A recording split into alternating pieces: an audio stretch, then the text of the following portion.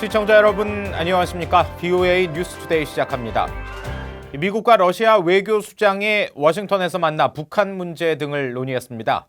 마이크 폼페이오 국무장관은 북한이 장거리 미사일 발사와 핵실험을 하지 않겠다는 약속을 지켜야 한다고 강조했습니다.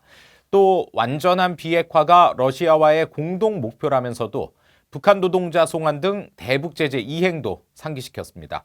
첫 소식 안소영 기자가 보도합니다. 마이크 폼페이오 국무장관은 10일 워싱턴을 방문한 세르게이 라브로프 러시아 외무장관과의 공동 기자회견에서 북한의 비핵화 약속 이행을 거듭 촉구했습니다.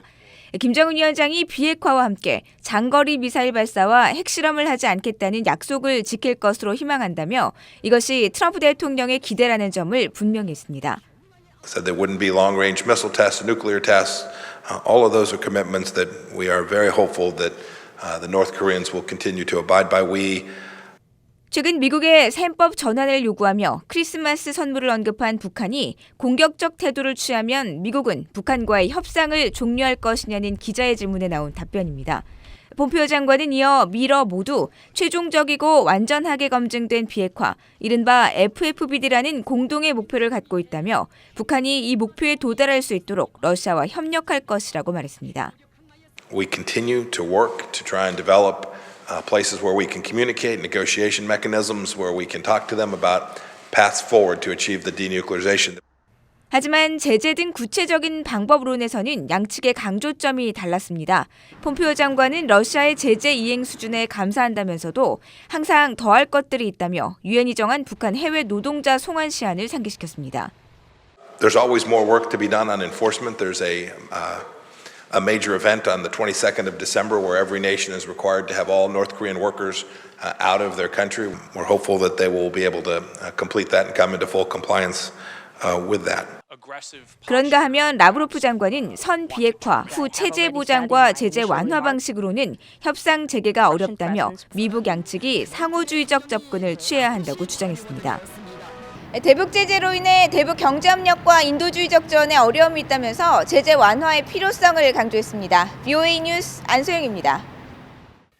미국 의회가 북한의 국제금융망 접근을 차단하는 대북 제재 강화 조치를 담은 이 새 국방수권법안에 합의했습니다. 주한미군 규모는 현 수준을 유지하도록 했습니다. 이조은 기자의 보도입니다. 미국 상하원이 약 3개월간의 조정 협상 끝에 2020 회계연도 국방수권법안 최종안을 9일 저녁 공개했습니다. 7,380억 달러 규모의 국방수권법안엔 한반도 외교안보 관련 핵심 조치들이 대거 포함됐습니다. 우선 북한에 대한 무역 관련 제재를 확대해 기준치 이상의 원유와 정제유 제품, 석탄과 기타 광물의 수출입 행위에 대한 제재를 의무화했습니다. 또 세컨더리 보이콧으로 불리는 제3자 금융 제재를 강화했습니다.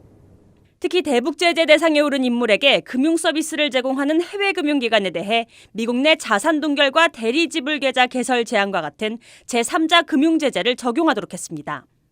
북한 비핵화에 대한 의회의 인식도 밝혔습니다. 북한의 비핵화를 달성하고 궁극적으로 한국 전쟁을 끝내는 확실한 조치에 기초한 신뢰할 만한 외교적 절차를 추구해야 한다는 내용이 포함됐습니다. 아울러 외교적 협상에 어긋나는 북한의 지속되는 행동은 외교적 해결책에 대한 북한의 의도와 약속에 의문을 제기하게 한다는 입장도 밝혔습니다. 주한미군 규모는 상하원 법안에 담겼던 대로 현 수준인 28,500명을 유지하도록 합의했습니다. 한국과 일본의 방위비 분담과 관련해선 두 나라의 직간접적인 분담금의 세부 내용을 기술한 보고서를 행정부가 의회에 제출하도록 했습니다. 상하원 조정위원들은 최종 심사 보고서에서 일본과 한국의 상당한 기여를 언급하면서 다가오는 새 방위비 분담 특별협정 협상은 공동의 이익과 상호 존중에 기초한 이전 협상과 일치하는 정신으로 이뤄져야 한다고 본다고 밝혔습니다. 국방수권 법안은 연내 상하원을 무난히 통과할 것으로 보이며 이후 대통령 서명을 거쳐 발의됩니다. VOA 뉴스 이조은입니다. 미국 상원 외교위 동아태 소위 간사인 에드 마키 상원의원이 유엔 안전보장이사회의 북한 인권회의 무산을 비판했습니다.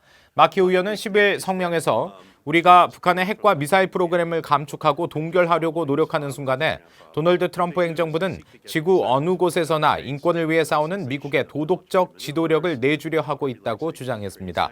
이어 미국의 침묵은 김정은의 잔혹한 정권에서 살아가는 수백만 북한 주민의 역경을 전술적으로 수용하는 것이라며 우리는 그보다 나을 수 있고 나아야 한다고 밝혔습니다. 한편 미 정부 고위관리는 11일 전화회견에서 안보리 북한 인권회의가 취소된 배경을 묻는 기자의 질문에 우리는 북한의 그 사안들을 다룰 것이라고 대답했습니다. 존 볼튼 전 백악관 국가안보보좌관도 북한의 인권 상황을 논의하는 유엔 안보리 회의를 취소한 미국 정부를 우회적으로 비판했습니다. 볼튼 전 보좌관은 10일 자신의 트위터에 북한의 핵 프로그램에 대한 최대 압박은 가능한 한 광범위한 지원을 동원해야 한다며 김정은의 주민 탄압, 테러 활동, 그리고 대량 살상 무기 추구에 대해 모두 철저한 조사를 해야 한다고 밝혔습니다. 그러면서 우리는 이를 주도해야 하며 다른 나라들을 방해해선 안 된다고 강조했습니다.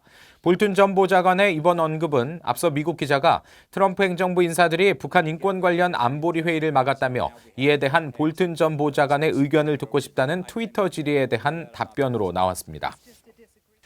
이 북한 김정은 국무위원장이 북한 경제 발전을 추진하는 데 있어 모순적 상황들이 발생하고 있다는 지적이 나왔습니다.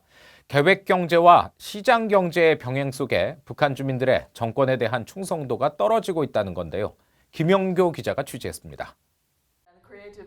정지용 중국 푸탄대 북한 한국연구소 소장은 10일 워싱턴의 스팀슨 연구소에서 열린 토론회에서 김정은 북한 국무위원장이 북한의 경제 발전을 추구하는 가운데 모순적인 상황에 처해 있다고 말했습니다. 계획 경제와 시장 경제가 공존하면서 북한 정권에 대한 주민들의 충성도가 떨어지고 있다는 겁니다. 특히 북한 내 배급 체계 마비가 이런 추세의 주된 원인으로 꼽혔습니다. Because Kim Jong-un said to the Korean people, you should feed yourself by yourselves. You should not lean on the party. So the loyalty of the Korean people for Kim Jong-un is weakening now. 과거와 달리 김정은 위원장이 북한 정권의 정통성을 군이 아닌 주민들의 정치적 지지에서 찾으려 한다는 분석도 나왔습니다. He's changing the basis of legitimacy from sheer national survival to benefiting the population. He's changing the balance of policies. 전문가들은 김정은 위원장이 할아버지나 아버지와 달리 경제적인 성과를 통해 자기 자신을 증명할 필요가 있다고 말했습니다. Kim Jong-un is not his father, he's not his grandfather. Both his father and his grandfather really forged their identities out of conflict, out of overcoming conflict and struggle and hardship in order to survive. That is not who Kim Jong-un is. 그렇기 때문에 김정은 위원장이 선대와 달리 북한이 보통 국가가 될 수 있고 경제적으로 번영할 수 있다는 기대감을 주민들에게 심어주고 있다는 겁니다. 한편 중국은 북한이 중국의 경제 발전 모델을 따를 것을 꾸준히 권하고 있다는 지적도 제기됐습니다. Chinese have been preaching North Korea that look at the China model that you can maintain your basically authoritarian rule with the economy, with economic development, with reform and opening up. 순영 국장은 이런 믿음이 중국 지도부 사이의 지배적인 생각이라고 덧붙였습니다. VOA 뉴스 김연경입니다. 이 북한의 김성 유엔 대사가 비핵화가 협상 테이블에서 이미 내려졌다는 성명을 발표한 가운데 유엔 측이 북한의 비핵화 대화에 조속히 임할 것을 거듭 촉구했습니다. 스테판 두자릭 유엔 대변인은 9일 정례 브리핑에서 북한 유엔 대사의 성명에 대한 논평 요청에 우리는 한반도의 평화와 안정을 위해 협력할 것과 미국과의 실무 협상을 재개하라는 안토니우 구테우스 유엔 사무총장의 요구를 다시 강조한다고 밝혔습니다. 그러면서 외교적 관여가 한반도에서의 지속 가능한 평화와 안전하고 검증 가능한 비핵화를 위한 유일한 길이라고 덧붙였습니다. 한국 국회에서 10일 북한 인권 개선을 위한 한국 정부의 행동과 탈북민 지원 확대를 촉구하는 토론회가 열렸습니다.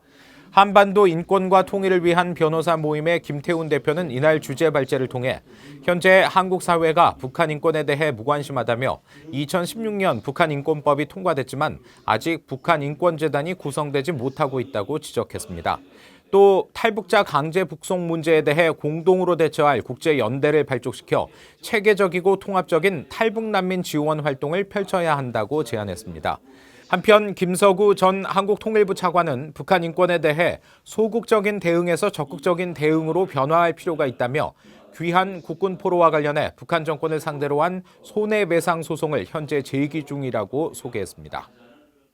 이상으로 VOA 뉴스투데이 마칩니다. 함께해 주신 여러분 고맙습니다.